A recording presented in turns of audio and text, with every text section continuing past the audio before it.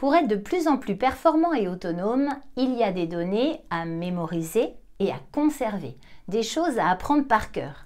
Et c'est souvent une véritable corvée. Comment faire pour que cet apprentissage par cœur soit ludique, agréable, efficace? C'est vrai que ça peut paraître un peu complexe, mais avec le jeu que je vous propose, c'est facile. Vous allez voir. De tout temps, il a fallu apprendre par cœur les tables de multiplication, l'orthographe des mots invariables, l'orthographe des mots outils, les dates de certains événements, les capitales. Je ne parle pas de mémoriser des poèmes. Pour ça, je vous renvoie à la vidéo « Comment faire aimer la poésie ». Nous savons que la mémoire de travail peut retenir en moyenne 7 éléments sur une courte durée. Donc, pour que ce soit à la portée de chacun de mes élèves, il est important de donner à retenir 5 éléments à la fois. 5, pas plus. Et pour que ces éléments entrent dans la mémoire à long terme, il est nécessaire qu'ils soient vus, revus, rencontrés à nouveau, rappelés, utilisés. Voici les étiquettes prénoms que j'utilise avec mes élèves de petite section pour faire l'appel.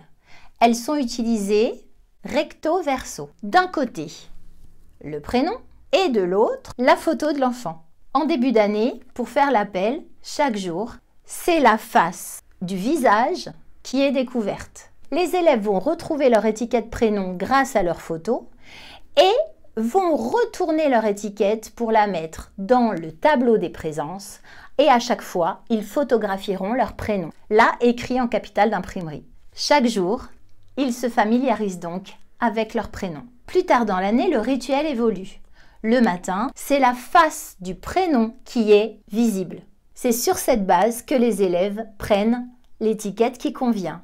Et en retournant, autocorrection immédiate, puisqu'ils verront si c'est leur visage ou pas. En partant de ce modèle de carte utilisé recto verso avec des éléments qui forment une paire, je vous propose de construire un jeu qui évolue au fur et à mesure des apprentissages de l'enfant. Je choisis de faire 5 cartes pour mémoriser 5 choses par 5 choses. Donc là, par exemple, je peux choisir de mémoriser les tables de multiplication. Si je suis un enfant, c'est moi qui conçois mes cartes avec un modèle. Donc par exemple, je peux avoir les tables de multiplication à côté de moi et mettre d'un côté l'opération. Et maintenant, je vais compléter l'autre face de la carte en mettant le résultat qui y convient. J'ai mes 5 cartes maintenant pour commencer à jouer. Pour pouvoir jouer, j'ai besoin de 3 espaces. Ces 3 espaces-là, je vais les symboliser avec des morceaux de papier. Alors, quand j'ai bien mélangé mes cartes, je les pose dans l'espace A. 2 x 4, je cherche la réponse.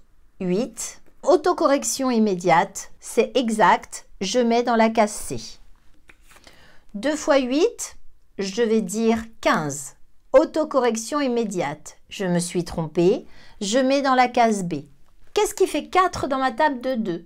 Je peux imaginer 2 x 3. Autocorrection, je me suis trompée, case B. Ce qui est dans la case C, c'est ce que je connais. Donc je reprends ce qui est dans la case B, je mélange à nouveau et je recommence, je mets dans la case A. Tant que j'ai des cartes dans la case B, je reprends les cartes que je remets dans la case A jusqu'à ce que toutes mes cartes soient dans la case C. Je suppose donc que ces cartes-là, ces opérations-là, je les connais. J'en connais 5. Donc, je peux construire 5 nouvelles cartes. Pendant que je construis les cartes, je m'imprègne de la réponse, en fait. Et ça me permet déjà d'être dans le début d'une mémorisation. Ce qui fait que quand je vais mettre tout ça dans mon espace A, j'aurai déjà 5 cartes connues et 5 cartes nouvelles. Donc, je continue à apprendre des choses nouvelles tout en révisant ce que je connais déjà, ce qui fait que je ne risque pas d'oublier ce que j'avais déjà mémorisé. Jusqu'à ce qu'il n'y ait plus rien dans la case B et que tout soit dans la case C. Quand j'ai terminé, encore une fois, je peux construire 5 nouvelles cartes. Et ces cartes-là peuvent servir l'étape de multiplication, Mais je peux aussi travailler en vocabulaire, avec des synonymes ou des contraires. Donc pour ça, je pourrais prendre une liste de mots. Quand j'ai fait ces cartes de vocabulaire, donc là j'ai choisi des contraires, mais je peux mettre des synonymes, je peux mettre des noms de pays et il faut retrouver les noms des habitants. J'ai le choix ou de jouer avec des cartes de la même couleur, donc là je suis en vocabulaire, ou alors de mélanger les couleurs. Et donc j'ai déjà 10 cartes que je connais, 5 nouvelles cartes avec de nouvelles notions, et je peux les mélanger pour avoir un jeu de cartes qui me fait réviser, mémoriser des notions dans différents domaines d'apprentissage. Je peux aussi travailler en histoire avec une date et un événement. Je peux travailler en orthographe. Alors pour l'orthographe, là il faudra jouer à 2 parce que là vous avez vu que jusqu'à présent c'est un jeu qui se joue seul puisqu'il y a une autocorrection immédiate. Après pour l'orthographe, j'ai 2 possibilités. Ou bien je colle une image, derrière j'écris le mot, ou je colle l'étiquette du mot pour être sûr qu'il est écrit correctement. Je vais avoir le dessin face visible. Donc c'est comme un imagier. Je prends l'image, maison, je l'écris sur une ardoise ou sur une feuille, autocorrection immédiate, je sais l'écrire, je mets dans la case C. Ou alors, ça se joue à 2 enfants ou un adulte, un enfant. Voilà, on va écrire les mots invariables pour son propre jeu. Moi, j'ai mes 5 cartes. Je donne mon jeu à un copain qui va me dicter les mots invariables que moi je vais écrire. Et à chaque fois, il va me donner la carte et je vais pouvoir vérifier l'orthographe. Je sais l'écrire, c'est dans la colonne C. Je ne sais pas, j'ai fait une erreur d'orthographe, c'est dans la colonne B. Je peux très bien avoir le jeu de cartes de la personne avec laquelle je joue. Et chacun notre tour, nous allons nous dicter un mot-outil, un mot invariable, et à chaque fois, chaque joueur aura ses 3 espaces devant lui. Tout ce qu'il connaît, tout ce qu'il sait écrire sans erreur va dans la case C. Tout ce qu'il a encore du mal à écrire va dans la case B. À la fin de la partie, quand toutes les cartes ont été dites, on reprend celles de la case B, on les mélange et on se les redicte mutuellement.